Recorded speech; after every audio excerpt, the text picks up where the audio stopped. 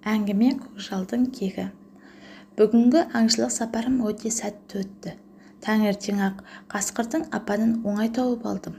Екі бөлтірігін ойнатып отырған қасқырға бірден көзім түсті. Көп ойланбастан қасқырды атып тастадым. Сөйткенше бөлтіріктерін итім жайратып салыпты. Үйге келе сала мен әйеліме еш қиналмай алған олжамды айтып мақтана түстім. Сол кезде алыстан қасқырдың ұлыған дауысы құлағыма келді. Бірақ бұл дауыс әдеттегі ұлушы қасқырлардың дауысынан ерекше болды. Құлақты кернеген дауыстан мұң мен сағыныш лебі сезілгендей болды.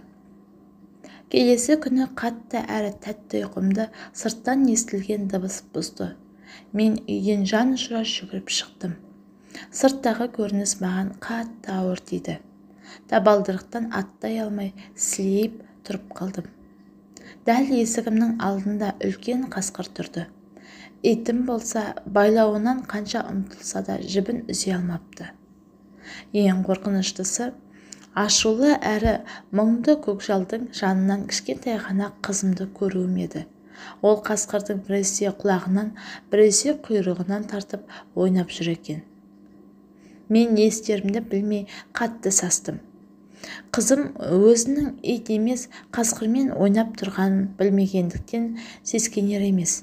Аузыма «қызым, қызым» деген сөзді алуға шамам келмей, қол-аяғым дірілдеп, үрейім үдейе түсті. Өмірімде бірінші рет қасқырмен көзбе-көз кездесіп тұрмын. Оның қып-қызыл ашулы көздерінен кешегі мен атып алып келген қасқырдың арланы екенін байқау қиын емес еді. Мен бірден «қызыма тиіспе, одан да мені өлтір» деп сыбырлай жөнелдім. Жанарыма жас толды. Мұны байқаған қызым «әке, сізге не болды?» деп ойнап тұрған қасқырдың құлағын жібере сала жаныма келді.